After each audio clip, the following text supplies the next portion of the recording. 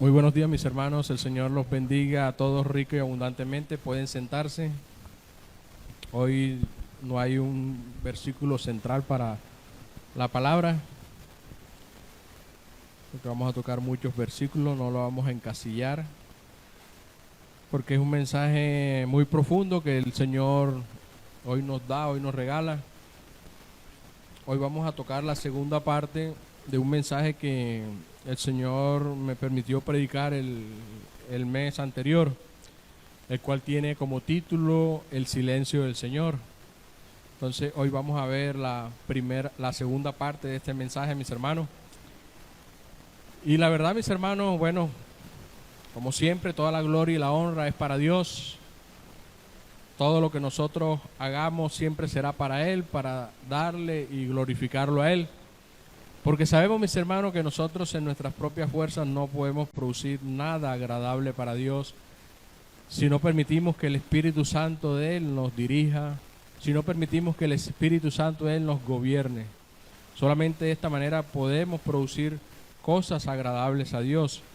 Y aún así, desafortunadamente, mientras estemos en esta tierra, vamos a fallarle a Dios, pero solamente Dios conoce nuestros corazones. Solamente Dios sabe si hay en cada uno de nuestros corazones una intención de fallarle. Y creo, mis hermanos, que ninguno tiene la intención de fallarle al Señor porque lo amamos. Quienes no aman a Dios, todas esas cosas maravillosas que Dios ha hecho en nuestras vidas es más que suficiente para amarlo eternamente, mis hermanos. Entonces, vamos a disponernos para la segunda parte de este mensaje, el silencio del Señor.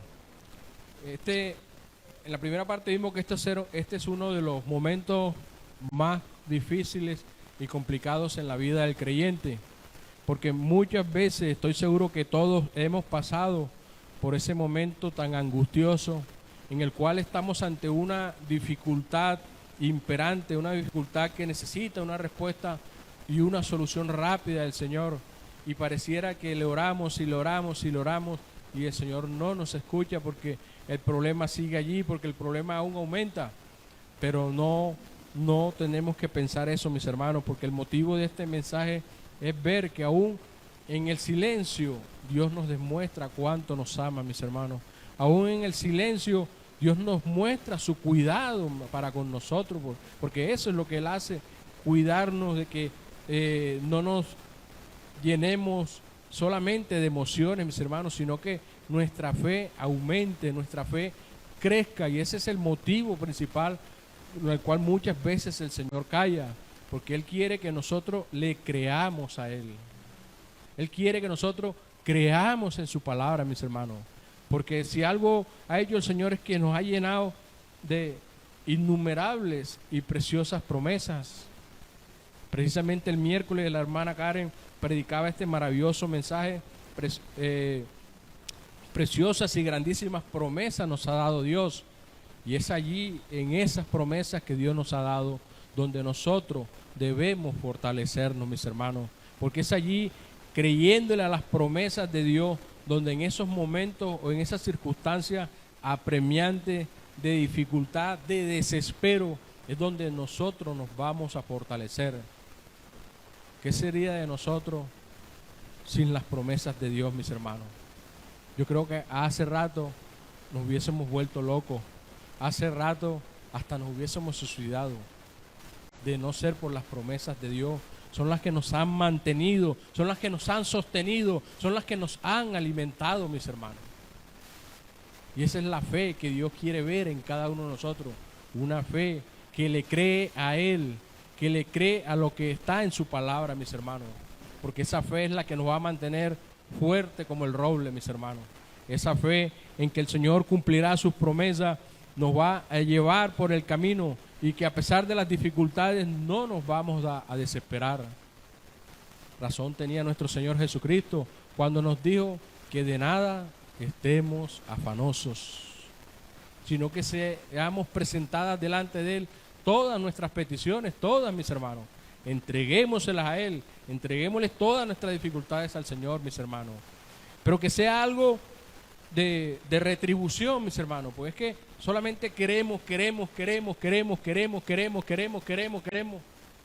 ¿qué le damos al Señor, mis hermanos? Le estamos dando nuestra vida, le estamos dando nuestra alma, le estamos dando nuestro corazón, o lo estamos cambiando por cualquier cosa, mis hermanos. Él quiere que ese amor sea recíproco.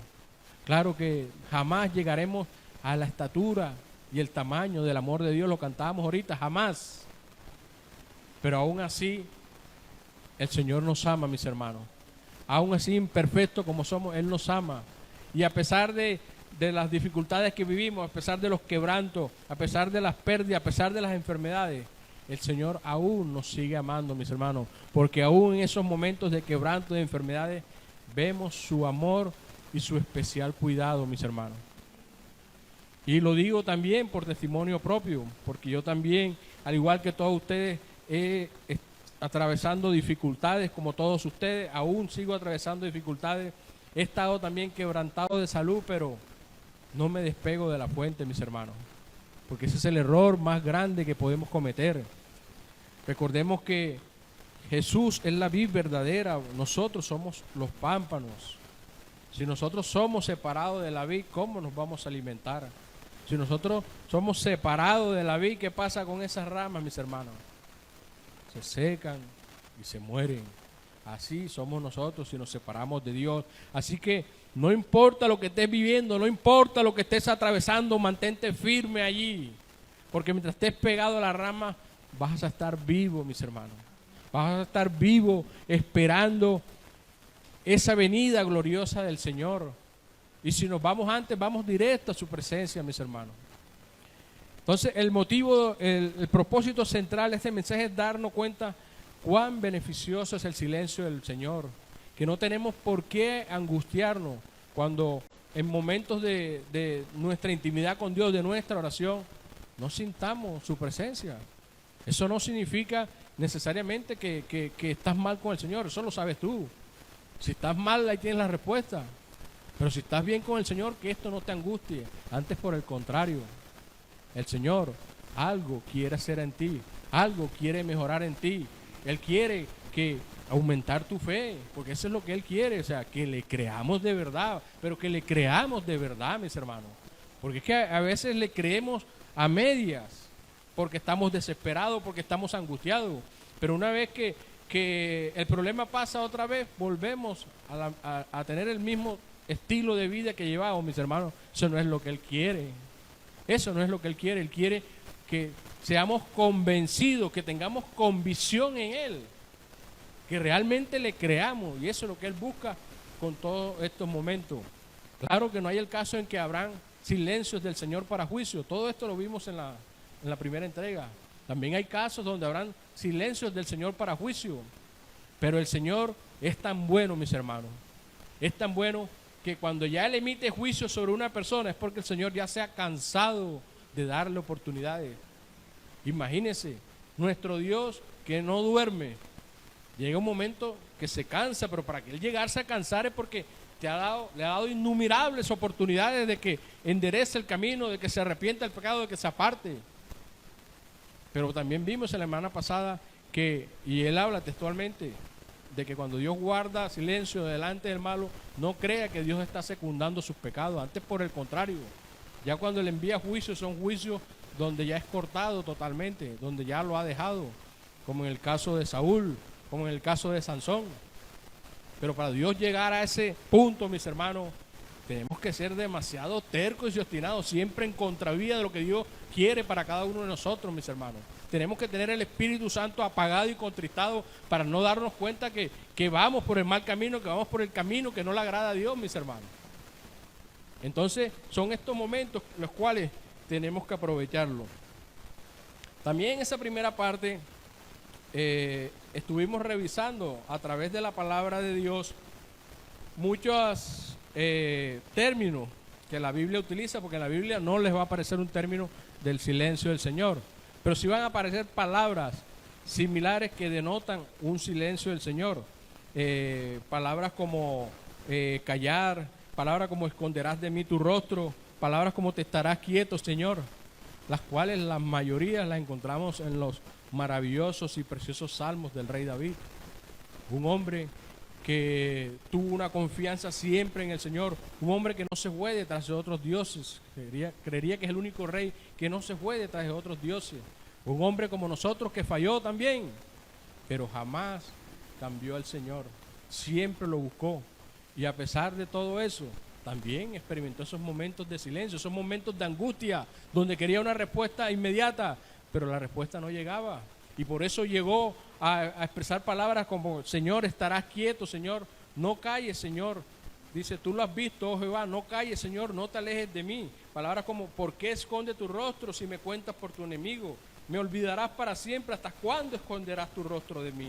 Palabras como: te estarás quieto. Dice: ahora pues, Jehová, tú eres nuestro Padre, nosotros barro, y tú el que nos formaste, así que obra de tus manos somos todos nosotros.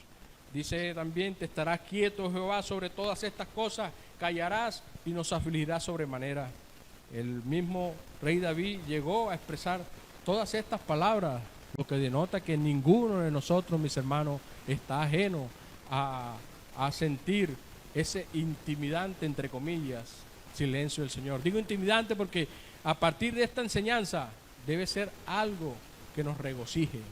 Ya debe desaparecer ese miedo que de pronto en un momento sentimos, pero por falta de conocimiento de Dios, por falta de su palabra, por falta de conocimiento de su esencia y de su carácter. Entonces ya nos damos cuenta que el silencio del Señor va a ser positivo o negativo dependiendo de nuestra actitud hacia Él, mis hermanos. Porque si nuestra actitud es de un hermano o una hermana con la suficiente madurez espiritual, se va a dar cuenta que primero, cuando lleguen estos momentos de silencio, debe revisar su vida para ver cómo se encuentra delante de Dios. Y si al hacer el examen de su vida encuentra que está bien, gloria a Dios, mi Señor, mis hermanos, gloria al Señor. ¿Por qué?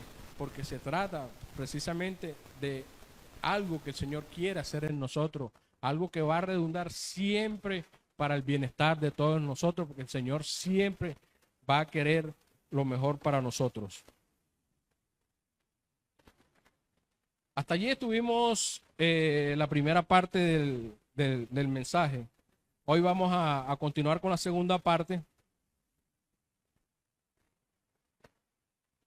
Y para ello vamos a revisar dos ejemplos de la Biblia, dos situaciones reales que vivieron grandes hombres de Dios. Estas situaciones no necesariamente quiere decir de que estos hombres experimentaron este momento de silencio del Señor, pues son situaciones puntuales, mis hermanos, pero que nos sirven para reflejar cuando lleguen esos momentos de crisis y de dificultad, cuál debe ser nuestra actitud ante esos momentos de crisis y de dificultad. El primer ejemplo está el caso de el patriarca Abraham, cuando después de 25 años en que Dios le prometió que le daría un hijo y que a través de él le daría una nación grande, se lo pide en sacrificio, mis hermanos. Vaya petición. Qué cosa tan dura, qué cosa tan terrible. Pero antes de leer ese tramo de la palabra, vamos a ponernos en contexto. La Biblia nos dice que 75 años tenía Abraham cuando salió de su casa y su parentela. Verifiquémoslo en Génesis 12, versículo 4. Génesis 12, versículo 4, dice la palabra del Señor. Y se fue Abraham como Jehová le había.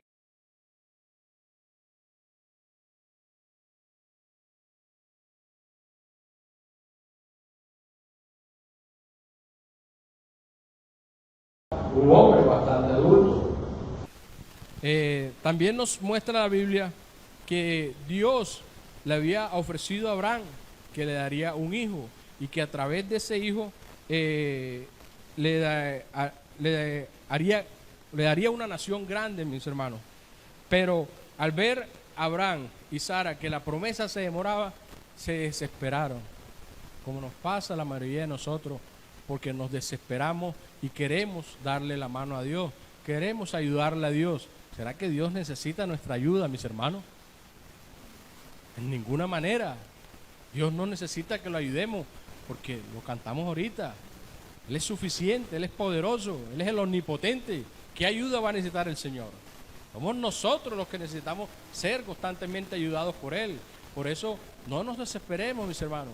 Esperemos, confiemos las grandes decisiones de nuestras vidas. Confiemos que sea el Señor el que nos dé la respuesta, mis hermanos, por muy apremiante que sean. Y vemos a través de la Biblia que 86 años tenía Abraham cuando tuvo a su hijo Ismael. Lo vemos en Génesis 16, del 15 al 16. Génesis 16, del 15 al 16. Y dice la palabra: y Agar dio a luz un hijo a Abraham, y llamó a Abraham el nombre del hijo que le dio a Agar, Ismael.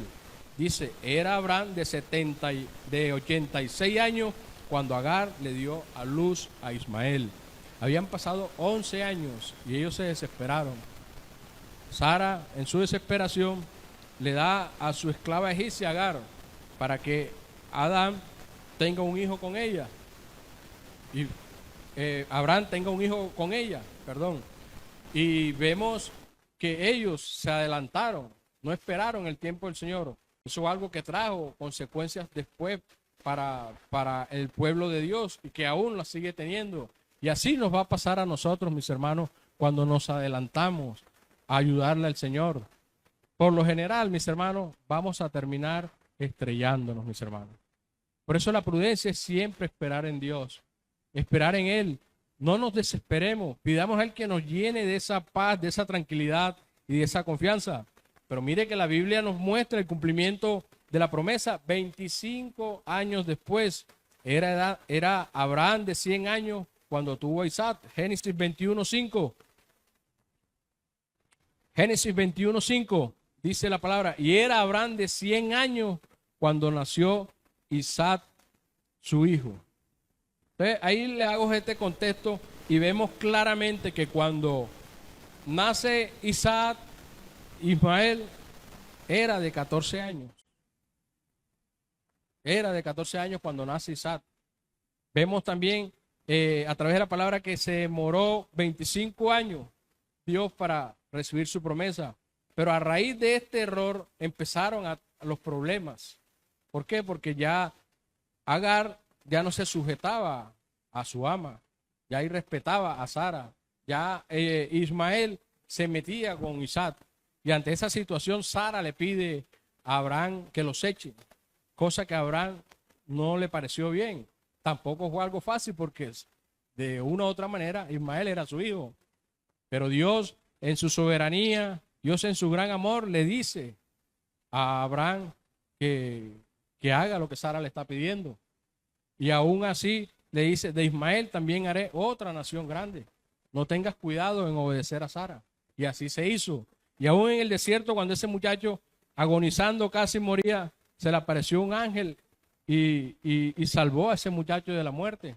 Y le recordó esa promesa que Dios le había dado a Abraham, se la recordó a Agar, que de Ismael también haría una nación grande, cosa que se cumplió.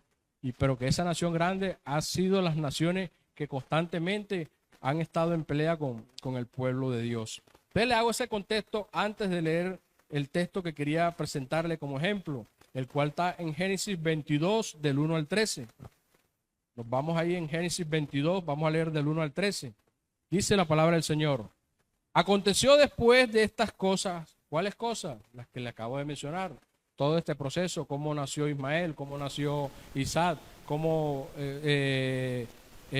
Dios permitió que Abraham sacara a Ismael y a Agar de su familia, o sea, todo ese contexto.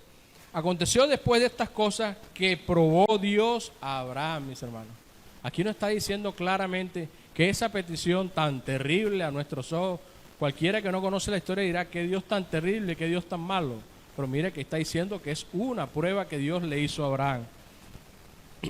Y le dijo a Abraham, y él respondió, heme aquí. Y dijo, toma ahora tu hijo, tu único. Mire que Dios se lo aclara, tu único. Porque el hijo que Dios le había dado era Isaac, era el hijo de la promesa, fue el hijo que Dios le dio. Recordemos que Ismael no se lo dio Dios. Ellos en su decisión de apresurarse, fue una decisión de ellos, no era el hijo de la promesa. Por eso Dios le recalca, tu único hijo, Isaac, a quien amas. y vete a tierra de Moriah y ofrécelo allí en holocausto sobre uno de los montes que yo te diré. Y Abraham se levantó muy de mañana y enalbardó su asno y tomó consigo 2 siervos suyos y a Isaac su hijo y cortó leña para el holocausto y se levantó y fue al lugar que Dios le dijo, mis hermanos. ¿Será que esa petición que le hizo Dios a Abraham era algo fácil de cumplir, mis hermanos? ¿Será que cualquiera de nosotros sería capaz de sacrificar a su hijo si Dios se lo pidiera? Creo que el que me diga que sí es mentiroso. No tenemos la valentía ni el coraje que tuvo este siervo de Dios para hacerlo. Pero ya nos vamos a dar cuenta por qué lo hizo. ¿Por qué iba tan seguro de cumplir eso?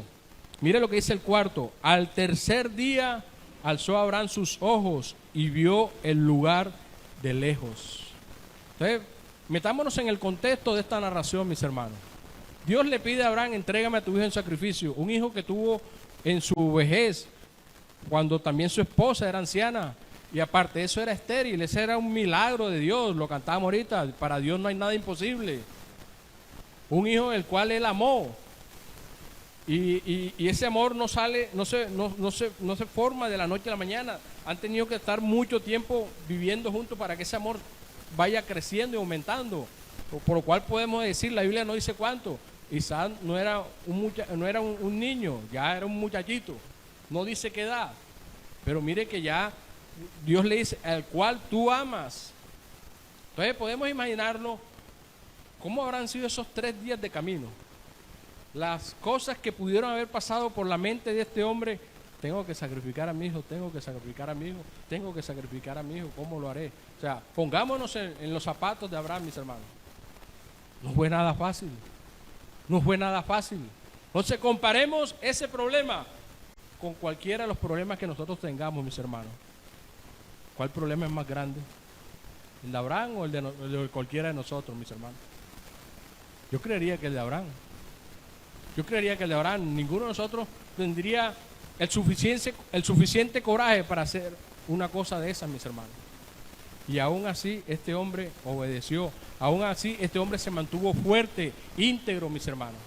Entonces nosotros, por cualquier dificultad que tengamos, enseguida nos echamos a morir. Con cualquier dificultad que tengamos, enseguida salimos a correr. Con cualquier dificultad que tengamos, queremos desaparecer de la faz de la tierra, mis hermanos. Y eso es lo que nos muestra este mensaje, esta palabra, que tenemos que creerle a Dios.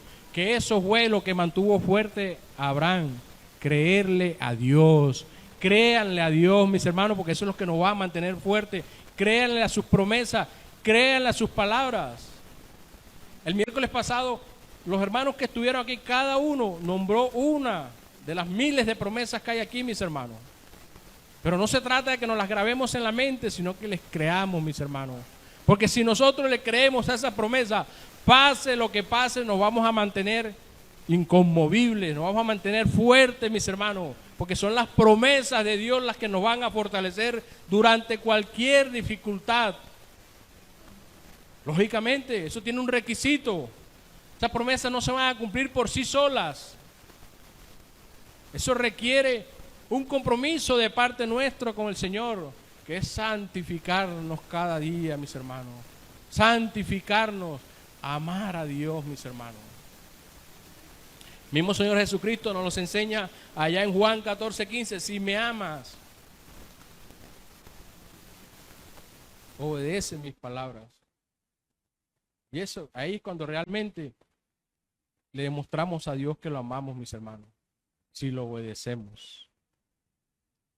Entonces seguimos leyendo. Versículo 5. O retomemos del 4. Al tercer día alzó Abraham sus ojos y vio el lugar de lejos. Entonces dijo Abraham a su siervo, esperad aquí con el asno, y yo y el muchacho iremos hasta allí y adoraremos. Mira la actitud, va a entregar a su hijo, pero dice que va a adorar a Dios, aún así lo va a adorar. Pero mire lo que sigue diciendo, enciérranlo en un círculo y volveremos a vosotros, mis hermanos. Mire la seguridad de este hombre. Sabía que iba a sacrificar a su hijo, pero sabía que iba a volver con él.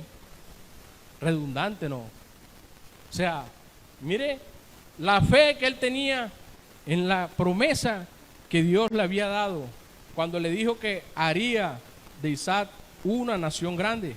Veamos la promesa puntualmente antes de seguir. Devolvámonos a Génesis 15, del 3 al 6. Génesis 15, del 3 al 6. Dice el Señor, dijo también Abraham, mira que no me has dado prole. O sea, Abraham diciéndole al Señor, mira que no me has dado prole, y he aquí que será mi heredero un esclavo nacido en mi casa. Luego vino a él palabra de Jehová diciendo, no te heredará este. O sea, está hablando del siervo, porque todavía ni siquiera tenía Ismael, sino un hijo tuyo será el que te heredará. Dice el 5, lo llevó fuera y le dijo, mira ahora los cielos y cuenta las estrellas, si las puedes contar. Y le dijo, así será tu descendencia. Y creyó a Jehová y le fue contado por justicia, mis hermanos. Entonces vemos que ya Dios le había dado una promesa, que le iba a dar una generación, que le iba a dar un pueblo grande. Ya Dios le había dado una promesa a él y él se mantenía firme en esa promesa. Retomemos, volvemos al 6. Dice, y tomó Abraham la leña del holocausto y la puso sobre Isaac su hijo, y él tomó en su mano el fuego y el cuchillo, y fueron ambos juntos. Entonces habló Isaac a Abraham, su padre, y le dijo, Padre mío. Y él respondió, heme aquí, mi hijo. Y él dijo,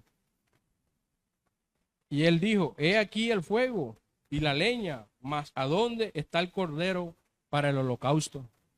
Ahí vemos que el muchacho ya tenía entendimiento. Ahí vemos que el muchacho ya sabía lo que era ofrecerle un holocausto a Dios.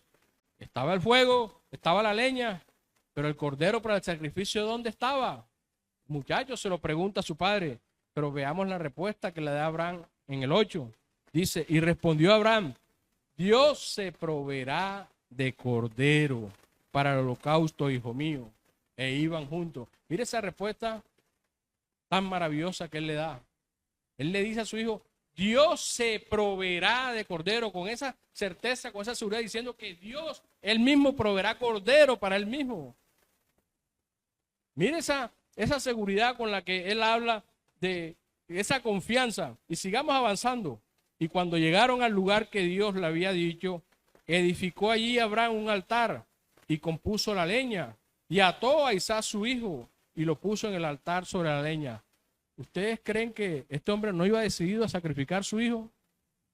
Cuando organiza el altar, lo ata sobre la leña y toma el cuchillo, el hombre iba dispuesto a sacrificarlo. Pero ya ahorita nos vamos a dar de cuenta por qué este hombre iba a hacer eso. Miren la fe de este hombre, la confianza en las promesas de Dios. Dice en el 10, y extendió Abraham su mano y tomó el cuchillo para degollar a su hijo. Entonces el ángel de Jehová le dio voces desde el cielo y dijo, Abraham, Abraham. Y él respondió, heme aquí. Y dijo, no extiendas tu mano sobre el muchacho, ni le hagas nada, porque ya conozco que temes a Dios, por cuanto no me rehusaste tu hijo, tu único. Mire que aquí vemos que era un muchacho. No era un niño, era un muchacho ya. ¿Qué edad tiene? La Biblia no lo dice, pero ya era un muchacho entendido. Dice en el 13, entonces alzó Abraham sus ojos y miró, y he aquí a sus espaldas un carnero trabado en un zarzal por sus cuernos. Y fue Abraham y tomó al carnero y lo ofreció en holocausto en lugar de su hijo. Ahí vemos cómo se cumplió lo que Abraham le había dicho, le había respondido a su hijo cuando le preguntó, Padre, aquí está el fuego, aquí está la leña, pero ¿dónde está el cordero? Y él le responde, el Señor se proveerá de cordero. Miren la seguridad, y así fue, mis hermanos. Miren la seguridad, y así se hizo. Y eso pasa cuando le creemos a Dios, mis hermanos. Las promesas de Dios se van a cumplir, hermanos míos. Les decía que la misma Biblia nos revela una verdad profunda, donde podemos ver por qué esa confianza tan fuerte de este hombre en la promesa de Dios. Recordemos que cuando leímos en el versículo 5, él le dice a sus criados, entonces dijo Abraham a su siervo, esperad aquí con el asno, y yo y el muchacho iremos hasta allí, y adoraremos y volveremos a vosotros. Mire esa certeza. Y así se dio. Pero la misma Biblia allá en el libro de Hebreos, Hebreos 11, nos revela lo que pasó allí. Hebreos 11, del 17 al 19. Dice la palabra del Señor. Por la fe, Abraham, cuando fue probado, nuevamente recuerda que era una prueba, cuando fue probado, ofreció a Isaac, y el que había recibido las promesas ofrecía su unigénito.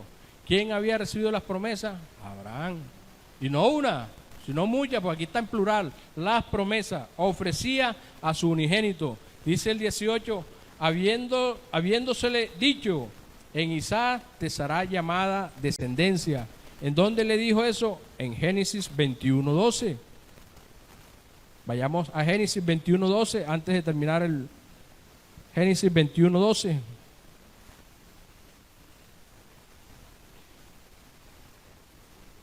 Génesis 21:12 dice, entonces dijo Dios a Abraham, no te parezca grave a causa del muchacho y de tu sierva, en todo lo que te dijere Sara, oye su voz, porque en Isaac te será llamada descendencia.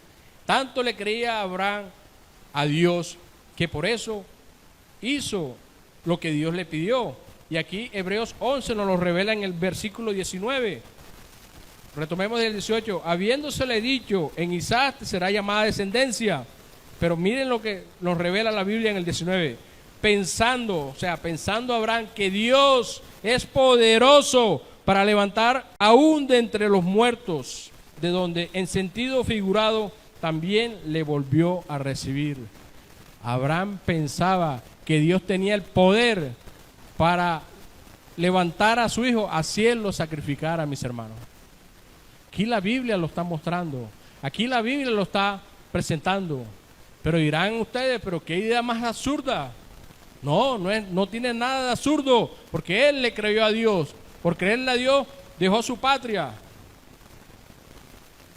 Por creerle a Dios fue a sacrificar a su hijo.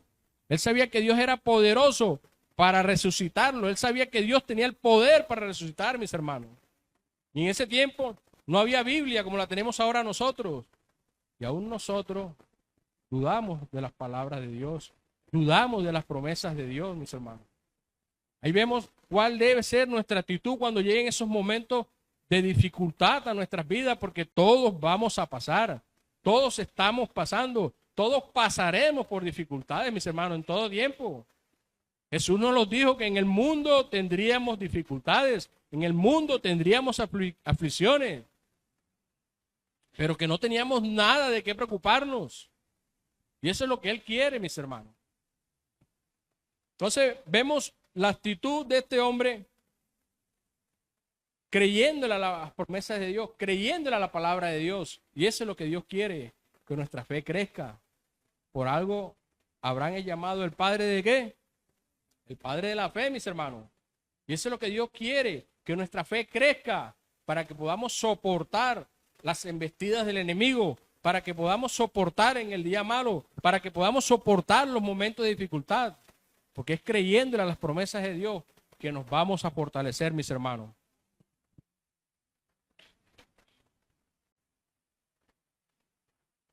El otro ejemplo que vamos a tomar fue la crisis de fe que tuvo Juan el Bautista. Vayamos a Mateo 11, del 1 al 5. Juan el Bautista tuvo una crisis de fe antes de ser decapitado, cuando fue encarcelado por Herodes y llegó a dudar de que Jesús era el Mesías. Vayamos a Mateo 11, del 1 al 5.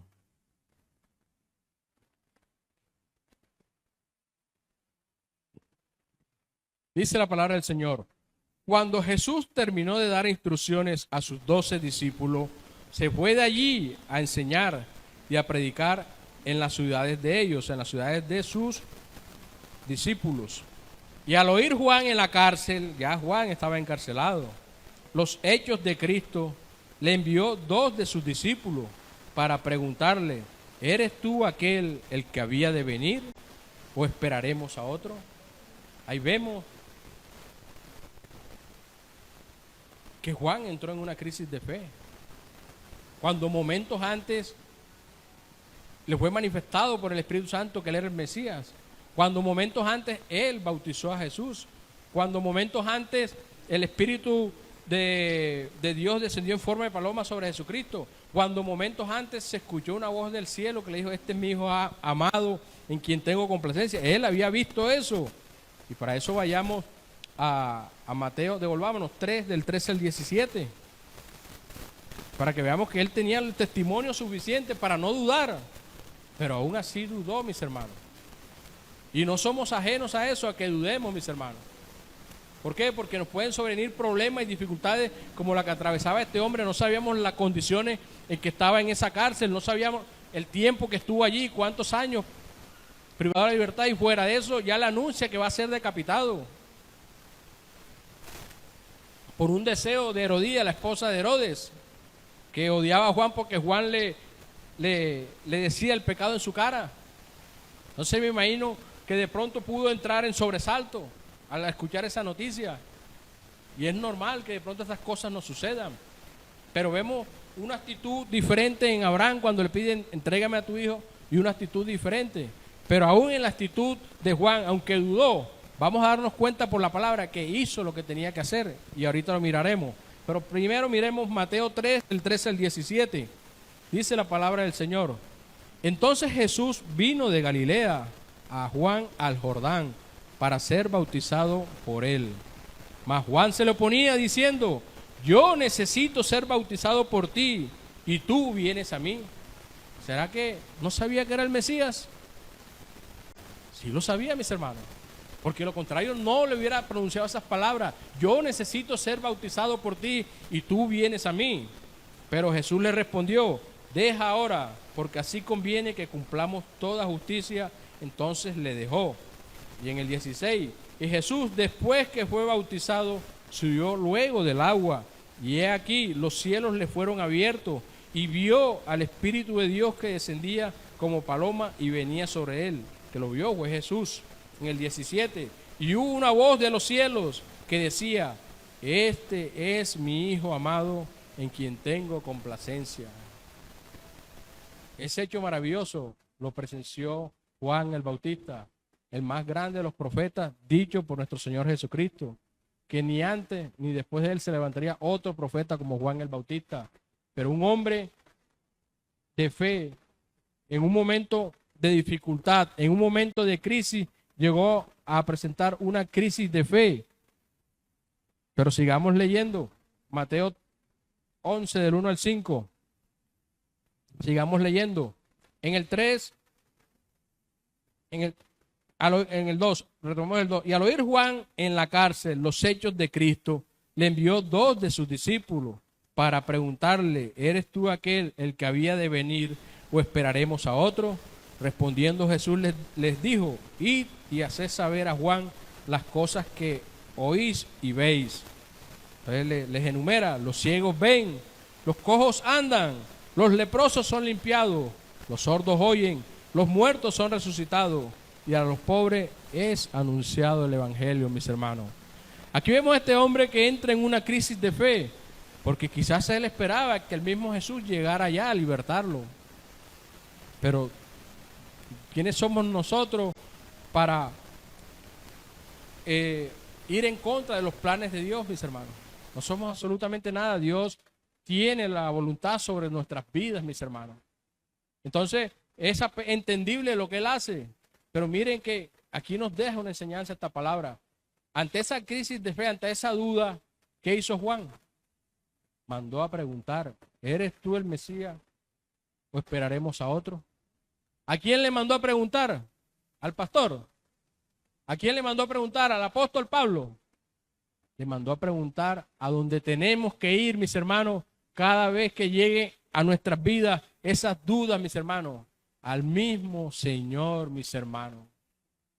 Y eso es lo que nos muestra esta enseñanza a través de la palabra, que cuando lleguen esos momentos difíciles, de dificultad, en la cual de pronto nuestra fe disminuya o entremos en esa crisis, acudamos a Dios, mis hermanos. Acudamos a Dios. Pero como les digo, retomemos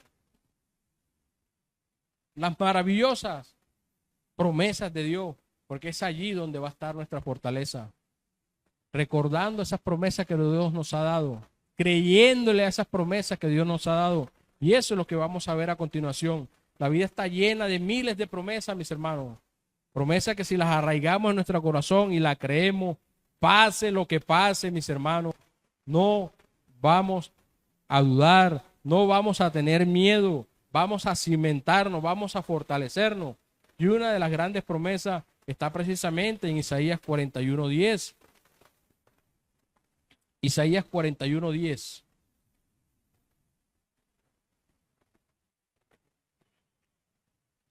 Nos dice nuestro amado Padre Celestial: no temas, porque yo estoy contigo. ¿Quién va a estar con nosotros? El Señor, mis hermanos. Y si Él va a estar con nosotros, no tenemos nada que temer. Continúa diciendo: no desmayes. ¿Por qué? Porque Él es nuestro Dios que nos da la fuerza, mis hermanos. Dice la palabra: siempre te ayudaré, siempre te sustentaré con la diestra de mi justicia. No está hablando el Señor que nada más nos va a ayudar un solo día. No está diciendo el Señor que nada más nos va a ayudar, nos va a sustentar una sola vez. Siempre, mis hermanos, siempre. ¿Con qué? Con la diestra de mi justicia. Entonces, ¿no creen ustedes que este solo versículo sería suficiente para enfrentar cualquier adversidad, mis hermanos? ¿Habría necesidad de seguir buscando más promesas de Dios para creerle, mis hermanos? Con este sería más que suficiente. Pero la Biblia está llena de más de 1000 de promesas, mis hermanos. Y hoy para ilustración traje solamente 5. La segunda está en Mateo 28, del 19 al 20. Mateo 28, del 19 al 20. Palabras de nuestro Señor Jesucristo. Dice en el 19 a sus discípulos, minutos antes de partir a la presencia del Padre. Dice: por tanto, id y haced discípulos a todas las naciones, bautizándolas en el nombre del Padre y del Hijo y del Espíritu Santo. Y aquí en el 20 viene la promesa: enseñándoles que guarden todas las cosas que os he mandado. Y he aquí, yo estoy con vosotros todos los días, mis hermanos, hasta el fin del mundo. ¿Qué nos promete el Señor? Que estará con nosotros, ¿cuánto? Todos los días, mis hermanos. ¿Hasta cuándo? Hasta el fin del mundo. ¿Será que nosotros llegaremos al fin del mundo?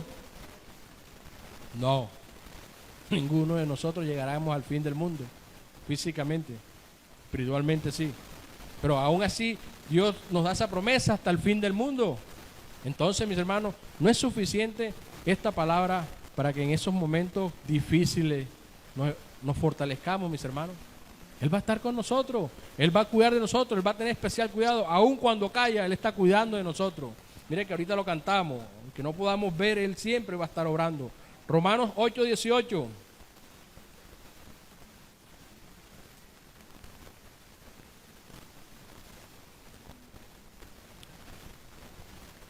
Romanos 8:18. Dice la palabra del Señor. Y este versículo sí que es precioso. Dice el apóstol Pablo: pues tengo por cierto que las aflicciones del tiempo presente no son comparables con la gloria venidera que en nosotros ha de manifestarse, mis hermanos. Mire esa comparación tan grande que hace el apóstol Pablo. Un hombre que sí que fue afligido, mis hermanos.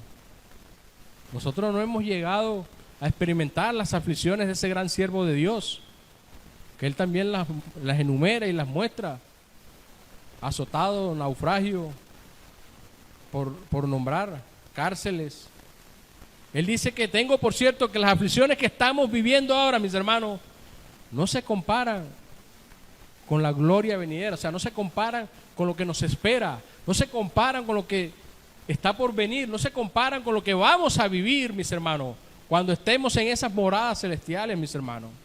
Entonces, ¿qué son las dificultades, los problemas que tenemos ahora con la grandeza de la gloria de Dios, la cual estaremos al lado del Padre, al lado de Él, disfrutando de su presencia? Vamos a estar cara a cara con el Señor, mis hermanos. Pero que para eso requiere andar en obediencia, andar en santidad, amar a Dios, amar su venida, mis hermanos. Entonces, aquí él hace una comparación que las aflicciones que estamos teniendo ahora no se comparan, mis hermanos. Y este es un versículo que también nos debe fortalecer en momentos de dificultad, en momentos difíciles. Ahí mismo en Romanos 8:28, dice la palabra del Señor: y sabemos que los que aman a Dios, todas las cosas, mis hermanos, todas las cosas les ayudan a bien. Esto es, a los que conforme a su propósito son llamados, mis hermanos. Hermano, no mires el problema. Hermano, no mires tu dificultad. Hermana, no mires tu enfermedad, mi hermano. Pon tu mirada en Dios, porque la misma palabra nos enseña que los que amamos a Dios, si realmente lo amamos, todo lo que nos suceda será para bien nuestro, mis hermanos. Quizás no lo entendamos. Quizás si Dios quiere nos los mostrará. Pero sí sabemos algo, que Dios siempre querrá lo mejor para nosotros, mis hermanos. Porque si nosotros como padres sabemos dar cosas buenas a nuestros hijos, cuánto más Él, que es el Padre de padres. Por eso Jesús nos dice en su palabra que seamos como niños. Los niños confían 100% en sus padres. Y eso es lo que Dios quiere, que confiemos 100% en Él. Así estemos pasando por dificultades, por enfermedades, por pérdidas, confiemos 100% en Él. Y miremos esta otra promesa, Salmo 138, versículo 8. Salmo 138, versículo 8.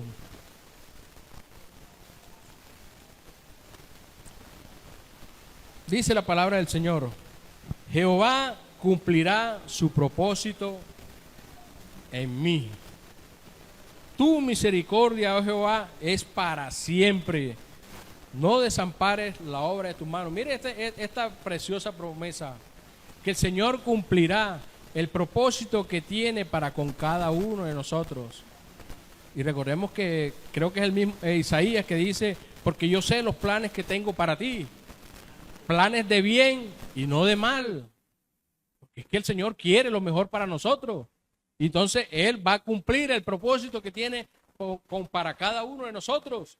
Y con eso es suficiente para descansar. Con eso es suficiente para no atemorizarnos, mis hermanos. Porque es que recordemos que Dios ha puesto en cada uno de nosotros su Santo Espíritu. Y nos ha dado un espíritu de poder, amor y dominio propio, mis hermanos. Entonces, ¿por qué atemorizarnos? ¿Por qué angustiarnos? Eso demuestra falta de fe, mis hermanos. Y mira que sigue diciendo en el versículo: tu misericordia, oh Jehová, es para siempre.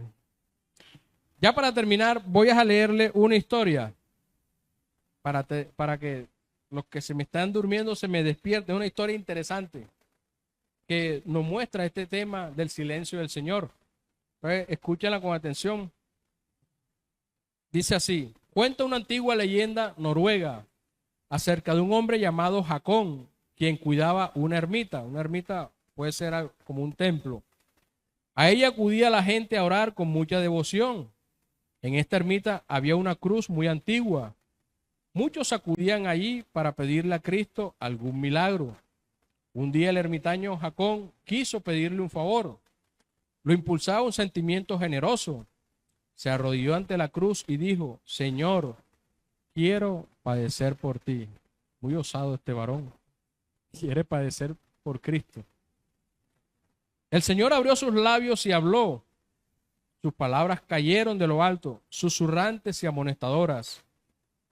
Siervo mío, accedo tu deseo, le contestó Jesús, pero ha de ser con una condición. ¿Cuál, Señor?, preguntó con acento suplicante Jacón. Es una condición difícil, le contesta Jesús.